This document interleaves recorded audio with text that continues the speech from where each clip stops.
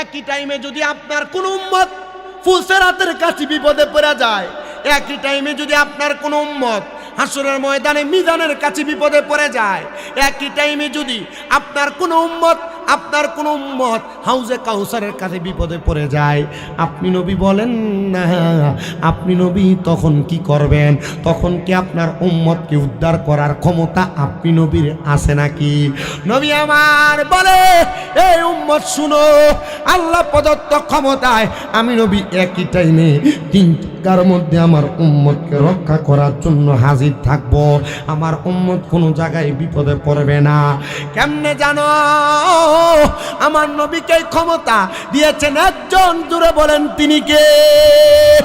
হুজুর, নবী যদি একই টাইমে তিন জায়গায় ক্ষমতা থাকে হাজির হওয়ার, তাহলে আমাদের আকীদা, আমাদের বিশ্বাস, আমার নবীজি এখনো পর্যন্ত রওজা মুবারকে মরে যায় নাই, নবী পচে যায় নাই, নবী মাটির সাথে মিশে যায় নাই। শুধু নবী না, নবীর কোনো সাচ্চা পাক্কা গোলাম উম্মত, মুমিন উম্মত, সেও মরে না।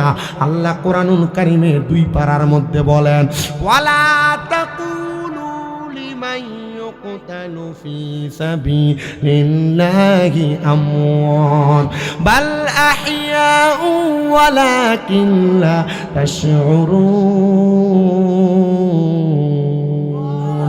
আর জবান খুলে বলেন আল্লাহু আকবার। আল্লাহ জানিয়ে দে, যারা আমি আল্লাহর রাস্তায় চলে আসছে, তোমরা তাদেরকে মৃত বলে ধারণা করো না। বাল আহইয়াহুম, তারা জিন্দা। ওয়ালাকিন লা তাশউরুন, এদেরকে যারা মরা বলে তারা নির্বোধ, তারা বোকা, তারা বোঝে না। আরে শুধু নবী না, নবীর কোনো ইমানদার বান্দা উম্মত মরে না। এরা জিন্দা আমরা দেখি না, এরা জিন্দা আমরা বুঝি না, এরা জিন্দা আমরা অনুধাবন করতে পারি না। হে নবী, আপনি যে জিন্দা, এটার তো একটা প্রমাণ লাগবে। মেশকাতুল মাসাবি অনেকগুলা হাদিসের গ্রন্থ নিয়ে গঠিত প্রখ্যাত একটা হাদিস গ্রন্থের কিতাবের নাম হলো মেশকাত শরীফ।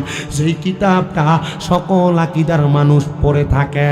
ওই মেশকাতুল মাসাবির মধ্যে 121 নাম্বার পৃষ্ঠার মধ্যে আল্লাহর নবীর একটা হাদিস, আন আবি দারদা রাদিয়াল্লাহু তাআলা আনহু ক্বালা সামি'তু রাসূলুল্লাহি সাল্লাল্লাহু আলাইহি ওয়াসাল্লাম হারামাল্লাহু আলাল আরদি আন তাকুলা আজসাদাল আমবিয়াই ফানাবিয়াল্লাহু হাইয়ুন ওয়া ইউরযাকুন। জোরে জোরে কোন আল্লাহু আকবার। নবী আমার জানিয়ে দে, হযরত আবি দারদা রাদিয়াল্লাহু তাআলা আনহু থেকে হাদিস বর্ণিত। তিনি বলেন, আমি আমার নবীজির জবান মুবারকে বলতে শুনেছি। নবী বলেন, হারামাল্লাহু আলাল আরদি, আমার আল্লাহ জমিনকে হারাম করে দিয়েছেন, আনতাকুলা, জমিনকে খাওয়া, আজাসাদাল আমবিয়াই, সকল নবীদের দেহ, ফানাবি আল্লাহু হাইয়ুন, সকল আল্লাহর নবীগণ জিন্দা, ওয়া ইউরযাকুন, সকল নবীগণ তাদের রওজার মধ্যে, তাদের মাকবারার মধ্যে, তাদের মাজারের মধ্যে খাবার আহার করে রিজিক পায়। এবার আপনারা বলেন, ও আমার বিপারার টাটেরার মানুষ, আল্লাহ যদি কই জমিনকে নবীদের দেহ খাওয়া হারাম করে দিছে, নবীরা তাদের রওজার মধ্যে জিন্দা, ফানাবি আল্লাহু হাইয়ুন ওয়া ইউরযাকুন, নবীরা তাদের কবরের মধ্যে খানা প্রাপ্ত হয়, খাবার প্রাপ্ত হয়, রিজিক প্রাপ্ত হয়। যদি মরা হইতো খানা খাইতো কে? তার মানে জিন্দা বিদায় আল্লাহ তাআলা খানা দেয়। এবার আপনারা বলেন, নবী জিন্দাই বিশ্বাস আমাদের আছে না নাই? শুধু নবী না, নবীর গোলাম যারা, উম্মত যারা, প্রেমিক যারা, নবীর আশেক যারা, 5 ওয়াক্ত নামাজি, এরাও মরে না, এরাও জিন্দা। কিন্তু আমরা দেখি না, বুঝি না। 2 পারার 4 পৃষ্ঠার মধ্যে আল্লাহ তাআলা সুন্দর করে বোঝায়া দিছে। এই জন্য কেউ যদি আইসা গলা ফাটায় আপনারে বইনা আপনার ঈমান আকীদা হনস্তা করতে চায়, আপনি তাদের কথায় পাগল হয়ে যায়েন না। বলে, হুজুর এরা তো আলেম, আপনিও তো আলেম, আপনি কেন এদের বিরোধিতা করেন? আল্লাহর কসম করে বলি, আমি কারোর বিরোধিতা করে আমার মাহফিলে আমি ওয়াজ করি না। আমি আমার আকীদায়, আমার বিশ্বাসে যেই কথাটা আমি সত্য পাইলাম, ওই কথাটা আমি আপনাদের কাছে বয়ান করে শোনায় দিয়ে গেলাম।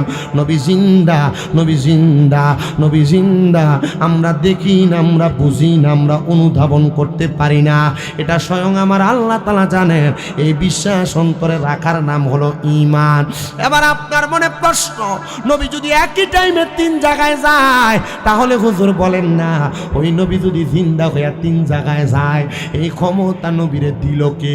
আপনারা বলেন শুধু আল্লাহ তাআলা এই ক্ষমতা না, নবীজি দুনিয়াতে যত কর্ম করেছেন সকল কর্মের ক্ষমতা দিছেন আল্লাহ, আমাদেরকেও দিলেন আল্লাহ। নবীজি রওজা মাকবারার মধ্যে যায়া নবীর উম্মতদেরকে তরানোর জন্য নবী উম্মতের মাকবারায় কবরের মধ্যে যায়। হুজুর কেমনে বুঝবো? এটা বোঝার উপায় হইল আপনার এলাকার কোনো মানুষ যখন মারা যায়, মারা যাওয়ার সময় একটা দোয়া পড়তে পড়তে লাশটারে কবরে নামায়, বিসমিল্লাহি ওয়া আলা মিল্লাতি রাসূলিল্লাহ। জবান বন্ধ নাই, জোরে জোরে পড়েন বিসমিল্লাহি ওয়া আলা মিল্লাতি রাসূলিল্লাহ, বিসমিল্লাহি ওয়া আলা মিল্লাতি রাসূলিল্লাহ। এই কথা বলে বলে দোয়া পড়ে পড়ে যখন লাশটা কবরে নামান, আপনি তো জানেন নবীজি রওজা মুবারকে নাই, কবরের মধ্যে নাই, তাহলে কেন নবীর মিল্লাতে দেন, নবীর কাছে দেন? বলে হুজুর না না না, নবীর উম্মতকে এই কারণে নবীর মিল্লাতে দেই কারণ আমাদের বিশ্বাস আমার নবী রাহমাতুল লিল আলামিন নবীর ওই উম্মত যদিও গুনাহগার হয়, আমার নবীজি নবীর উম্মতরে নবীর কোল মুবারকের মধ্যে নিবে। বিশ্বাস আছে? অন্তরে বিশ্বাস আছে? এই বিশ্বাস থাকলে নবীর কোলে থাকতে পারবেন। তবে গুনাহকে গুনাহ জানার পর আপনাকে তওবা করতে হবে, গুনাহকে গুনাহ জানার পরে আপনি গুনাহ থেকে ফিরে আসতে হবে, গুনাহকে গুনাহ জানার পরে আপনি গুনার কাছ থেকে দূরে থাকতে হবে, হারামকে হারাম জানার পর হারাম খাওয়া ছাড়তে হবে। এখন আপনি জানেন সুদ খাওয়া হারাম, জানেন ঘুষ খাওয়া হারাম, জানেন নামাজ ছেড়ে দিলে বেনামাজির চেহারা কুত্তাও দেখতে চায় না, আপনি নামাজ ছাড়েন তো ছাড়েন, আবার কত সুন্দর আফসোস করে কোন আল্লাহ তারে দেয় আমারে দেয় না, আল্লাহ আমার ছোট ভাইরে এত কোটি টাকা দিছে, লাখ টাকা দিছে, আমারে দেয় নাই। আরে দিবে কিভাবে? তুমি আল্লাহকে রাজি কইরা ঘর থেকে বের হতে পারো নাই। যদি পারতা আল্লাহ তাআলা তোমার সম্পদ আর নবীর দিদার দান করে দুনিয়া তো ধনী বানাইতো, আখিরাত তো ধনী বানাইতো। জোরে কোন সুবহানাল্লাহ। তাহলে আমরা যদি আমাদেরকে ধনী বানাইতে চাই, আল্লাহর কাছে আমাদেরকে যদি এমন ভাবে প্রেজেন্ট করি যে আল্লাহ আমরা আপনার হয়ে আপনার সামনে প্রেজেন্ট হয়ে গেছি, সামনে দাঁড়ায় গেছে, আল্লাহ এবার আপনি আমাদেরকে চিনে নেন। কবরে যাওয়ার পর 3 প্রশ্ন। কয় প্রশ্ন? 3 প্রশ্ন। আমার হুজুর যে আপনি এনে বইয়া রয়েছেন আমার কাছে কিন্তু কষ্ট লাগতেছে। এখন কি করতাম, মাহফিলের পরিবেশের কারণে আপনারা আমাদের ওস্তাদের মতো আপনারা নিচে বয়ে থাকলে আমার কইলজাটা যে লাগে, কিছু করার নাই, কি কইতাম কোন। তবু আমার কাছে খুব কষ্ট। জানেন আমার অনেক ওস্তাদুল আসাদে, এই যে ওনাদেরকে দেখেন, ওনারা আমার ওস্তাদের মতো, ওনাদের দোয়ার বরকতে আমি ওয়াজ করি। আমি দাখিল পরীক্ষা মানে এসএসসি দেওয়ার পর থেকে আজকে 9 বছর ওয়াজ করি। আমার প্রত্যেক দিন মাহফিল, প্রত্যেক দিন মাহফিল, প্রত্যেক দিন মাহফিল। আমি তবু ওয়াজ মাহফিলগুলো কেন করি জানেন? কামেল পরীক্ষা দিব এবার, মানে ফাইনাল মাস্টার ফাইনাল পরীক্ষা দিব, কিন্তু আমি এটা নিয়ে কোনো চিন্তা করি না। কি চিন্তা করি না জানেন? ওনাদের মতো উস্তাদুল আসাতেজা যারা আছে ওনারা আমার জন্য দোয়া করে, ওনারা আমার জন্য বেশি দোয়া করে। ওনাদের দোয়ার কারণে আমি বক্তা, আমি এলেম দিয়া বক্তা না, আমি এলেম দিয়া বক্তা না। আমি জানি আমার ওয়াজে আমার উস্তাদরা আমার দাওয়াত দিয়ে না, আমার উস্তাদরা দাওয়াত দিয়ে নিয়ে, আমার মনে আছে আমার এক উস্তাদ আমার দাওয়াত দিয়ে নিয়ে আমার সাবজেক্ট দিছে, তুমি ওয়াজ করো তোমার মতো করে, কোনো সাবজেক্ট নাই। আমি ওয়াজ টান দিয়ে একদিকে গেছি, এমন দিয়ে হুজুর যে লগে বসা আমার মোহে দিয়ে আর ওয়াজ আইয়ে না, মারহাবা কয় না, এটা বালা লক্ষণ। আমি হুজুরের সাসারে বাম দিক দিয়ে কানে কানে কইলাম একটু হুজুরে স্টেজ থেকে নামাই একটু বাইর থেকে ঘুরে আনেন, আমি ওয়াজটা করি। কারণ উনি আমার পড়ায়, আমি ওয়াজ করলে কোন সময় জানি কয় কিতা ওয়াজ করে দেখে লাইছি তো বুঝে লাইছি তো আমার মনে একটা টেনশন থাকবো, একটু লয়া যান। পরে কইছে বাতিজা তুমি একটু আমার লোক আইও। হুজুর একটু পিছনে যায় বসে, এবার দেখি যে হুজুরের জন ডাইন দিকে দেখি না, ওয়াজটা আমার লাগছে সুন্দর কইরা। এখন ওয়াজটা চলে গেছে, আমার এক লোক ওটার সময় কইছে হুজুর আপনি একটা স্বামী স্ত্রীর মহাব্বতের ওয়াজ করছিলেন, এই ওয়াজটা খুব সুন্দর চলতাছে, ওদের এই ওয়াজটা করে নিয়ে এলাকার বেরিয়ে আমরা কথা হনে না। তার মানে বোঝা যায় এবার বই এবার কথা হনে না। তো বুঝা আমি ওয়াজটা ওই দিকে নিয়ে গেছি। এমন ওয়াজের স্টেজ থেকে নামার পরে পরের দিন ক্লাসে যাও না, হুজুর আমার কইয়া এই ওয়াজ তুই কই পাইছ, তুই যে ওয়াজ করছ তো শরম লাগছে না? আমি কইলাম হুজুর সবাই যদি শর্মায় তো ওয়াজ করবো কি, সবাই যদি শর্মায় ওয়াজ করবো কে? হুজুর এই কথা কোনে কোন না, ঠিক আছে আমার মা তোর ওয়াজটা পছন্দ করছে, আগামী বছরও তোরে কইছে যাইতে। আচ্ছা কোন কেমনে যাইতাম? এমন হুজুরে আমার কাছে এই বছর ডেট চাইছে 5টা, একটাও নাই। আমি হুজুরকে ডেট দিতে পারি, আমার কাছে খুব কষ্ট লাগছে। আমি হুজুরে কইছি হুজুর আপনি আমার মাফ করে দিয়েন, ইয়া একটু হাদিয়া দিই। কত তুমি আবার ঘুষ দাও না? আমি হুজুর ঘুষ না দাও, আমি যে মাহফিলে যাইতে পারছি না, আপনার মনে একটা কষ্ট না, একটা হাদিয়া দেই। না, হাদিয়া দেওয়ার দরকার নাই, আমার আম্মা এলে তুই এটা লইয়া যেতে, আমার আম্মারা চাই আইস, অসুবিধা নেই। তবে আমি এতটুকু আপনাদেরকে বলতে পারি, আপনারা কন্ত এই যে 1 ঘন্টার উপরে আমি বয়ান করতেছি, আমি কি কোনো ফাউল কথা মারছি, কত উল্টাপাল্টা কথা মারছি? কেন মাতি না জানেন? কারণ সোশ্যাল মিডিয়া এরা ভিডিও করে নেয়, সব ঠিক 1.5 ঘন্টার ভিডিও ছাড়ে, সব ঠিক 1 ঘন্টার ভিডিও ছাড়ে, সব ঠিক 4-5 জন বইয়া থাকে। আমরা ওয়াজে স্বামী মির্জা এই কথাটা একটু উল্টা কইছিল, এটা কাইটটা একটু ছাইড়া দেবো। আমার জীবনের মার্ডারটা হইছিল ব্রাহ্মণপাড়ার থেকে, আমার জীবনে যে মার্ডারটা, মার্ডারটা হইছিল ব্রাহ্মণপাড়ার থেকে। এই কি তা না এলাকার নাম দীর্ঘভূমি না, দীর্ঘভূমির এক মাহফিলে ওয়াজ আইছিল, এই ওয়াজের কাইটটা আমার জীবনে যে ফসাইছে ও, আমি এটা নিয়ে চিন্তা করি নাই। আমি আল্লাহর কাছে কাইন্দা দোয়া করছিলাম, আল্লাহ এটার কারণে আমারে মানুষ বেয়াজ্জতি করাইতেছে, যে করছে তুমি দেখে নিও তারে। আল্লাহর কাছে এতটুকুই কইছি।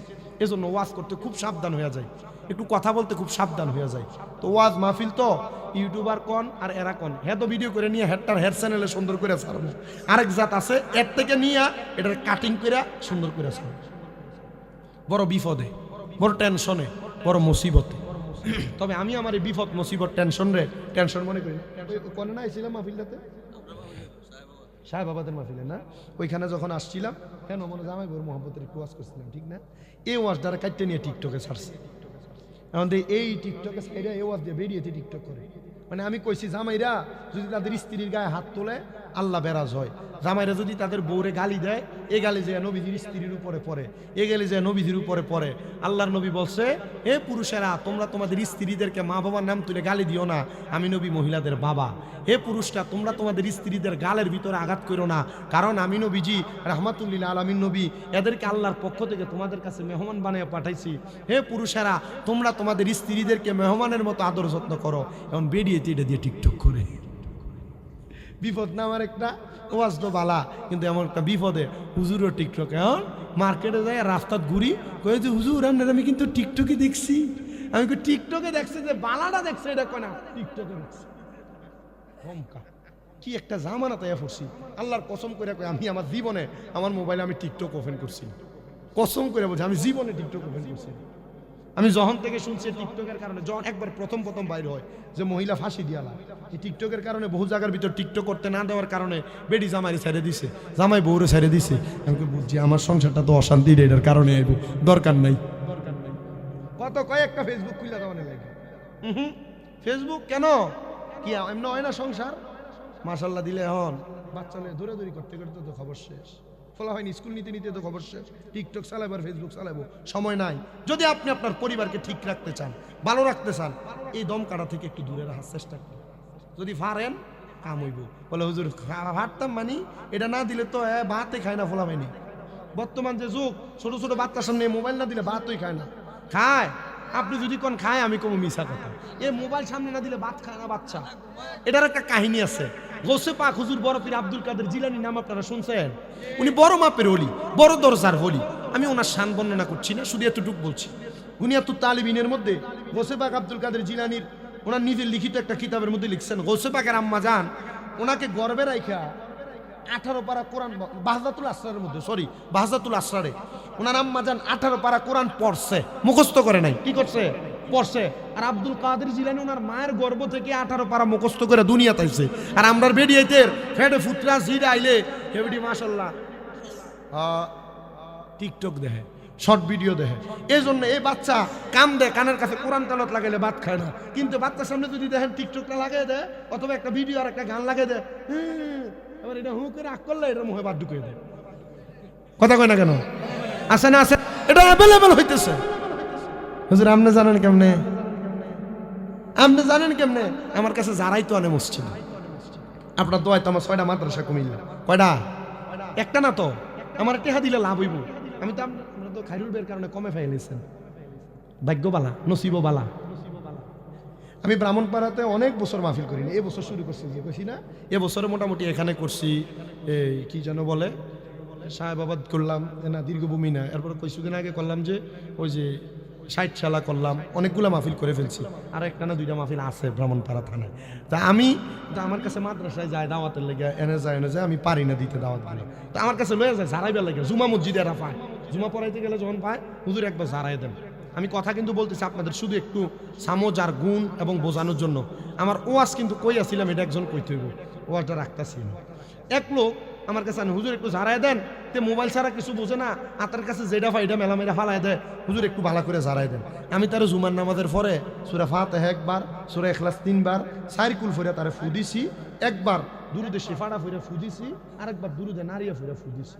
ফুটা দিয়া আমি বাইতেছি, আসরের সময় কল দিছে, লোকটা মারা গেছে, যে লোকটা এই জারাইতেছে হান্নান ভাই, আরে আল্লাহ বেহস্ত নসিব করুক, আমার খুব মহব্বত করছে, খুব আদর করছে, খুব যত্ন করছে। আমার মসজিদের এলাকায় তারাবি, যখন আমি রমজান মাসে তারাবি পড়াই, তারাবি পড়াইতে গেছি, তারাবির সময় রাত্রেবেলা আমার লেগে খানা ট্রেড কইরা ঘর থেকে ধরেন যে অনেক দূর হাইটে এগুলো টাইনে নিয়ে আইনে আমার খাওয়াইছে। আল্লাহ বেহস্ত নসিব করুক। লোকটা মারা গেছে, মারা যাওয়ার আগেও যেই আগে মারা গেছে আমার দোয়া আছে, হুজুর আমি মনে হয় বেশি দিন বাঁচতাম না, আমার লাগে একটু খাস করে দোয়া করেন। তা আমার কাছে এক হুজুর তে যা ফারে তা মেলা ফালাই দেয়, একটু ফু দিয়া দেন। তা আমি তার জুমার সময় ফু দিয়া দিছি। বেটা আমার আসরের সময় ফোন দিয়ে হুজুর আগে তো ছোট খারাপ জিনিস মেলা ফালাই দিত, কি জারাইলেন, তখন জুতা মেলা মারে আমার গায়ে। আচ্ছা আমি যে জারাই দিলাম দোষটা কি আমার? কথা দোষটা কি আমার? তে মেলা মারে, এটা কি মূলত তার অভ্যাস? না, এটা বাচ্চা। এটা কি বাচ্চা? এটা তার অভ্যাসও না। বাচ্চা মানুষ কত কিছু করবে। আমরা এলাকার বহুত মুরব্বী দেখবেন, আপনার এলাকা আসেনি আমি জানি না, মসজিদে ফোলাফান গেলে কেন আনছে এটারে, কি তো এডি এডি কিতা বোঝেন আমাদের এমন করে না? এই যে এটারে ওই হিন্দি ফোলাফাই করে করে চিন্তা করছে আজকে আমরার ওয়াজটা করতেছে হুজুরে, এমন করে কি করে না? কেন আনে মসজিদের ভিতরে এটা? এটা আমাদের কিতা বুঝে এটা এমন করে না, এটা কইরেন না, আল্লাহর ওয়াস্তে এটা কইরেন না। নবীজি তিরমিজি শরীফের একটা হাদিস শরীফ আমাদেরকে কুমিল্লা আলিয়া মাদ্রাসায় যখন কামেল প্রথম বর্ষে পড়া একটা হাদিস পড়াইছে, যে নবীজি রাহমাতুল্লিল আলামিন নবী বলেন, যখন তোমাদের নামাজের জামাতের মধ্যে তোমরা দাঁড়াইবা, তোমাদের পেছনে যদি ছোট ছোট বাচ্চাদের দৌড়াদৌড়ির আওয়াজ শুনতে না পাও, মনে করবা তোমাদের ভবিষ্যৎ বড় খারাপ। সুবহানাল্লাহ কইবেন না আল্লাহু আকবার কইবেন? আপনার মসজিদের ভিতরে ফোলাফাইন দৌড়াদৌড়ি করলেন, বালা প্রস্তাব পায়খানা কইরা দেয়, পরিষ্কার করবেন, অসুবিধা আছে? আমি নিজে পরিষ্কার করছি আমার মসজিদে, কি সমস্যা? বাচ্চা দৌড়াদৌড়ি করুক। মদিনাতুল মুনাওয়ারায় বাবে জিব্রাইলের পাশে, আপনাদের দোয়া আল্লাহ মানে নিচে মদিনায়, আমি প্রত্যেক ওয়াক্ত নামাজের পর আপনাদের জন্য দোয়া করছি। সমস্ত দেশের মানুষ যাদেরকে নিয়ে মাহফিল করি, ওয়াজ করি, এদের জন্য দোয়া করছি। আল্লাহ যারা এখনো মক্কা মদিনা আসতে পারেন এদেরকে আইনেন। আমি দেখছি বাবে জিব্রাইলের দরজাটা দিয়ে ঢুকতে দরজা দিয়া হযরত জিব্রাইল আমি নবীজির দরবারে আসতেন, এই বাবে জিব্রাইলের দরজার সামনে দাঁড়ায় আমি দেখলাম ছোট ছোট বাচ্চা, এটা আমরা শুয়ে রয়েছে, কতক্ষণ কোরআন শরীফ পড়ে, ছোট্ট পিচ্চি বাচ্চা, আপনার দেখলে পছন্দ হবে, ছোট পিচ্চি বাচ্চা, এটা আমরা কোরআন শরীফ পড়তেছে, এটা ভালো লাগতেছে না, উস্তাদ বই আছে, এটা আমরা শুইয়া কোরআন শরীফটা বুকের উপর লাগে, ফায়ার উপর ফা তুলে আমরা নাসা। এই মদিনার মানুষ চাইলে কে ফোলা ফান্ডিরে বাইর করে দিতে পারতো না? বাইর করলো না কেন? এরা নবীর হাদিসের আমল করে। বাচ্চারা মসজিদে খেলবো, বাচ্চারা মসজিদে দুষ্টামি করবো, বাচ্চারা মসজিদে যা ইচ্ছা তা করবো, এটা বাচ্চার ব্যাপার। আপনি যদি দৌড়াইয়া দেন, এই ফোলার একবার ধমক দিলে এই ফোলার মসজিদে যাইতো না, কথা কনা গা, এই ফোলা আর কি করতো না, মসজিদের কাছে দিয়েও যাইতো না। এজন্য আপনাদের কাছে আবদার, ফোলা ফাইন্ডে মসজিদে নিয়ে ফোলা ফাইন্ডে ধমক দিয়েন না। আপনারা যারা যুব সমাজ আছেন, যুবক বয়স, মাঝে মাঝে ইমাম সাহেব আসেনি, আপনার ইমাম সাহেব কোনটা? এই যে ইমাম সাহেব হুজুরের কাছে এক ডিব্বা চকলেট কিনা দিয়ে, 5 টিকা চকলেটের একটা বিস্কুটের একটা বক্স কিনা দিয়েন। হুজুর কোনো খাইতো না, হুজুরকে খাইলেবো নাকি? হুজুর ইটা হুজুর খাক না, হুজুর কয়টা খাইবো, ফুরে খাইবো, হ্যাঁ সব দিকে তো না, 2-1টা খাইবো। হুজুরের কিনা দিবেন, দিয়া কবেন হুজুর ফোলাফাইন মসজিদে আইলে ডাক দিয়ে নিবেন, নিয়ে একটা চকলেট হাতে দিবেন, একটা বিস্কুটের প্যাকেট হাতে দিবেন। এক কথা কয় না কেন? না ঠিক কেমনে? হুজুর কি বাফের বেতন না দিব? আপনারা দমন লাগবে হুজুরে, বেতনে দেন 5,000 টাকা, হুজুরে দিব কোত্থেকে? দিবেন নি ইনশাল্লাহ? দিবেন নি ইনশাল্লাহ? মাঝে মাঝে রাতকে যখন বাজার থেকে আইবেন, 1 কেজি বাতাসা কিনে আনবেন, 1 কেজি গজা কিনে আনবেন, ছোট ছোট নকুল দিবে, সেটি কিনে এনে হুজুরের কাছে দিবেন। হুজুর আজকে মুক্তবে আমনে খাওয়াইয়েন, 30 জন পোলাপানি এক লগ হইয়ান, পোলাপানগুলো একসাথে হইয়া এই 30 জন পোলাপানি 1 কেজি করে এক একদিন দিয়েন। হুজুরে এক একদিন সকালে এক একটা বাচ্চারে দিব, পোলাপানি লোভ হইলো মুক্তবে যাইব। আর নাহলে বহুত একবার ফাঁড়ার মতো পোলাপানি বড় বড় হয়ে গেছে, কোরআন শরীফও পড়তে পারে না। আপনারা রাগ করতেছেন, রাগ করতেছেন, মুখের বাসায় আপনারা মনে কষ্ট যাইতেছে, এটা স্বাভাবিক কথা, রাগ করার কিছু নাই। আর রাগ করলে মাফ করে দিয়েন। হ্যাঁ কিন্ডার গার্ডেনে ফাটাই যে 5 কেজি ওজনের ব্যাগ একটা দিয়া দেখে আনবে, এটা এমনি বিয়ে হয়ে যায়, কায়দা ভরে না। আর ইংরেজি ভরাইলে 2000 টাকা বেতন দেয়, হুজুরের 50 টাকা লেগে 3 বার যাওয়ার লাগে দরজা। এও দেয় না পরে দেয় 3 মাসের ট্যাক লগে 4 মাসের ট্যাক লগে কথা কয় না কা আছে না নাই আছে আছে আপনারা মারতেন না কারণ আপনারা এই পাপের পাপী আল্লাহ আমাদেরকে এগুলা বোঝার তৌফিক দান করেন জোরে পড়েন আমিন আমি কথা কোনটায় ছিলাম ওয়াজ কইয়া ছিল মা কবরের প্রশ্ন মাশাআল্লাহ একজনে উত্তর দিছে আর আমনে কইছেন আর সবাই মনে আছে হুজুর কইতাম ভাল লাগে না কিত্তো কইতো এমনো ফামুত আবারক না কইলো ফামুত আবার এলে কোন দরকার কবরে 3টা প্রশ্ন করা হবে ওই 3টা প্রশ্নের মধ্যে মান রব্বুকা ওয়া মান দীনুকা আপনি বলবেন রব্বি আল্লাহ আপনি বলবেন দ্বীনি আল ইসলাম কিন্তু আপনার 3 নাম্বার প্রশ্ন ওয়ামান হাযার রাসূল এই ব্যক্তিরে চিনো কিনা এই ব্যক্তি কে ওনার পরিচয় তুমি আমাদের কাছে বলো আপনার মুখের দাড়িগুলা ফোম শেভ করা আপনি কোনোদিন নামাজ পড়েন নাই নবী বলছে কোনো বদ কাজের দিকে যায়ও না আপনি গেছেন আপনি কবরে যাওয়ার পর নবীরে দেখে যদি আপনার কাছে নবীর পরিচয় জানতে চাও আপনি নবীরে চিনা লাগবে না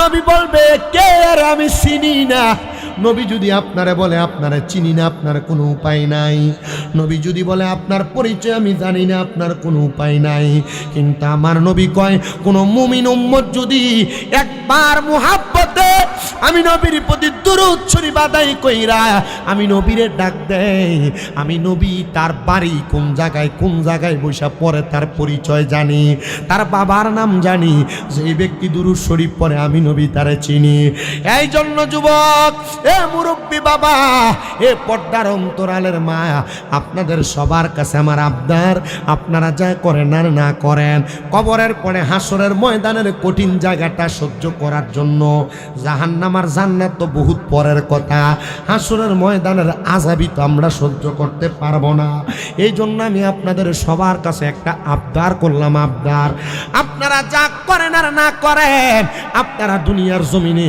আল্লাহ নবীর প্রেমে জীবনটাকে মকবুল রাইখা কামালিয়ত অর্জন কইরা নামাজি হয়ে যান রোজাদার হয়ে যান যাকাত করনেওয়ালা হয়ে যান দুনিয়াতে দান সদকা করনেওয়ালা হয়ে যান আর এই দুনিয়ার জমিন থেকে কবরে যাওয়ার আগে নবী চিনার একটা রাস্তা আপনি আপনার অন্তরের মধ্যে পয়দা কইরা যান নবী চিনার একটা রাস্তা আপনি ধরে যান যেই কোনো রব্বানি হক্কানি একজন পীর মাশায়েখের হাতে হাত রাখেন হক্কানি রব্বানি পীরের হাতে হাত রাইখা বায়াতে রাসূল গ্রহণ করেন দেখবেন আপনার জীবন বড় সুন্দর চলে হুজুর মা বেঁচে আছে বাবা বেঁচে আছে আমি কেন পীরের হাত ধরব শুনো আল্লাহ তাআলার কোরআনের বাণী ইয়া আইয়ুহাল্লাযীনা আমানু আল্লাহ তাআলার কোরআনের বাণী উলাতিউল্লাহ ওয়া আতিউর রাসূল ওয়া উলিল আমরি মিনকুম আল্লাহ কয় বন্ধু তাদেরকে বলে দেন তারা যদি আমি আল্লাহ তাআলার ইতাআত করতে চায় তারা যেন আপনার রাসূলের ইতাআত করে ও তারা যদি আপনি রাসূলের ইতাআত করতে চায়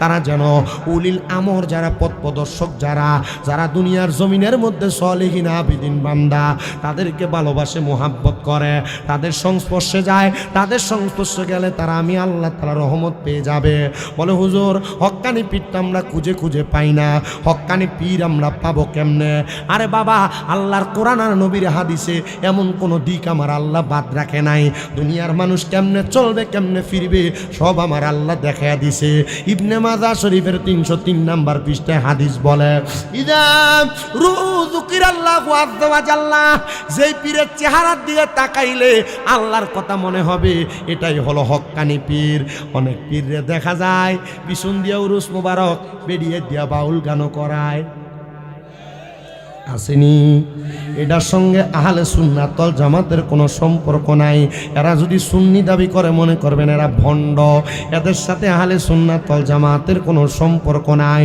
হক্কানি পীর যিনি ওনার চেহারার দিকে তাকাইলে আল্লাহর কথা মনে হবে হক্কানি পীর যিনি ওনার আমল আখলাক দেখলে নবীর কথা মনে হবে ইমানির জজবা দেখলে ওই ব্যক্তিটারে আপনার ভালো লাগবে তার হাতে হাত রেখে আপনি বায়াত গ্রহণ করবেন মনে রাখবেন বায়াত গ্রহণ করার আগে আগের জীবন আর পরের জীবনের মধ্যে পার্থক্য দুইটা।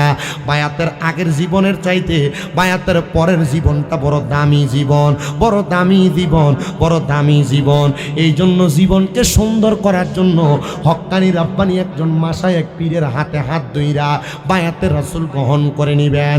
এ মুসলমান ইমানদার শোনো, বায়াত রাসূল গ্রহণ করার পীর মুরিদি এটা না জায়েজ কোনো কিছু না। আমি আপনাদেরকে জায়েজ আর না জায়েজের বিষয়টা বোঝায়া দেই। বায়াত শব্দের অর্থ হলো অঙ্গীকার করা, বায়াত শব্দের অর্থ হলো প্রতিশ্রুতিবদ্ধ হওয়া, বায়াত শব্দের অর্থ হলো ওয়াদাবদ্ধ হওয়া। এখন কি বায়াত? বায়াত মানেই হইল আপনি যে কোনো একজন হক্কানি মানুষ, আবেদ মানুষ, আমলওয়ালা মানুষের হাতে হাত রেখে আপনি ওয়াদা করবেন, হক্কানি পীর আপনারে বায়াত করাবে আমি কোনোদিন নামাজ ছাড়বো না, আমি কোনোদিন রোজা ছাড়বো না, আর তওবা করে দিবে আল্লাহ আমার পূর্বের যত গুনাহ সগীরা কবিরা প্রকাশ্য প্রকাশ্য শিরকি বেদাতি সকল গুনাহ থেকে আমি তওবা করতেছি আল্লাহ, এখন থেকে 5 ওয়াক্ত নামাজ পড়ব, রোজা রাখবো, হজ করব, যাকাত দিব, দান সদকা করব, হারাম পথে যাব না, এমন বিষয়ে ওয়াদাবদ্ধ হওয়া এটা হলো বায়াত। এ বায়াত গ্রহণ কইরা ওয়াদাগুলা পূরণ কইরা কোনো মানুষ যদি কবরে যায় তাদের ঠিকানা হলো জান্নাত, তাদের ঠিকানা হলো জান্নাত, তাদের ঠিকানা হলো জান্নাত। ইয়া রাসূলুল্লাহ এমন জান্নাতে গেছে আপনি কয়েকজন মানুষের পরিচয় দেন, বলে আমি নবীর কাছে একজন দুইজন না, আমি নবীর কাছে হযরতে উকবা ইবনে আব্দুল্লাহ রাদিয়াল্লাহু তাআলা আনহু বায়াত গ্রহণ করেছে, হযরত সিদ্দিক আকবর বায়াত গ্রহণ করেছে, হযরত ওমর ইবনে খাত্তাব বায়াত গ্রহণ করেছে, ওসমান জিন নূরাইন বায়াত গ্রহণ করেছে, নবীর যত সাহাবায়ে কেরাম আমার নবীর কাছে বায়াত গ্রহণ করেছে। এই জন্য আপনারাও বায়াত গ্রহণ করবেন, যে কোনো হক্কানি পীরের হাতে হাত ধরবেন। আল্লাহর নবীর প্রখ্যাত হাদিস বিচারক হযরতে সাদ ইবনে উবাদা রাদিয়াল্লাহু তাআলা আনহু আমার নবীর কাছে বায়াত নিছেন 2টা শর্তে 3টা শর্তে। সাদ ইবনে উবাদা বলেন ইয়া রাসূলুল্লাহ আপনি আমারে বায়াত করান। আমার নবী কয় সাদ ইবনে উবাদা তুমি বায়াত নাও, আমি নবীর পথ এবং মতে চলবা। 2 নাম্বার বিষয় বায়াত নাও, তুমি তোমার আম্মা আব্বার দায়িত্ব পালন করবা। 3 নাম্বার বায়াত নাও, তুমি আমি নবীর সাথে সকল যুদ্ধে অংশগ্রহণ করবা। আমি নবী যুদ্ধে যাই আর না যাই সকল যুদ্ধে তুমি সাদ ইবনে উবাদা থাকবা, সব পালন করে। নবী আমার হঠাৎ করে ডাক দেয় এ সাদ ইবনে উবাদা। কষ্ট হয় আপনাদের?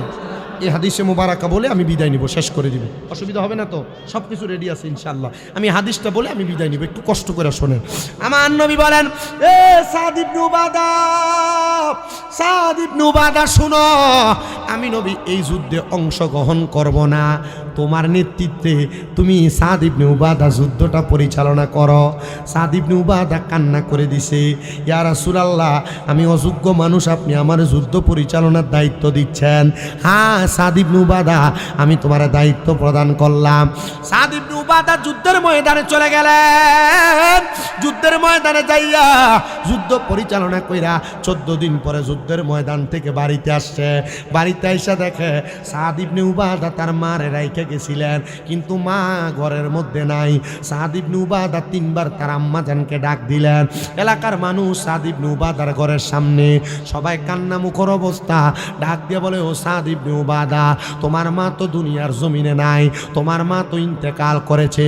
আচ্ছা বিদেশ থেকে একটা সন্তান সারা জীবন বিদেশ করার পর আয়সা যদি আসার পরে দেখে তার মা দুনিয়াতে না, ইন্তেকাল করে মারা গেছে, সন্তানটার অবস্থা কিন্তু ভালো থাকবে না, মনটা বড় কঠিন হয়ে যাবে। সাদ ইবনে উবাদা বলে এ জগতের মানুষ শোনো রে, আমি যখন আইসা দেখলাম আমার মা নাই, তখন তো চিঠিরও জামানা নাই, আমার কাছে কে খবর পাঠাইব? আমি বললাম আমার আম্মা জান কোথায়? বলে এটা তোমার আম্মা জানের কবর। সাদ ইবনে উবাদা ডাক দিয়ে বলে আমি আমার আম্মার কবরের সামনে গেলাম, অতঃপর আমি আমার আম্মার জন্য দোয়া করলাম। আল্লাহর নবী বলেন কোন সন্তানের মা মারা যাওয়ার পর, বাবা মারা যাওয়ার পরে রব্বির হামহুমা কামা রব্বায়ানি সগীরা বইলা যদি দোয়া করে, ওই সন্তানের চোখের মনি কোঠার মধ্যে একটা মাছির মাথা পরিমাণ পানি যদি ছেড়ে দেয়, ওই পানিটা মাটিতে পড়ার আগে আমার আল্লাহ তাআলা তার মা বাবার জীবনের গুনাহগুলো মাফ করে দিবে। জোরে জোরে কোন সুবহানাল্লাহ।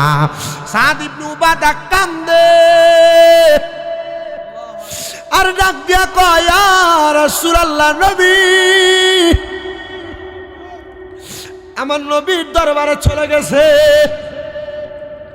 মার নবী গো, আমার তো মা মরে গেছে গো, আমি আমার মায়ের শেষ চেহারাটা একবারও দেখতে পারি নাই। নবী, আমার মার জানাজাও পড়তে পারি নাই। নবী আপনি বলেন, আমি আমার মার জন্য এমন কোন আমল আছে কিনা যেটা করলে আমার মা কবরে শান্তি পাবে? কবরস্থান, ঈদগাহ, পাশে মসজিদ। সাদ ইবনে উবাদা আমার নবী বলে, এ সাদ ইবনে উবাদা,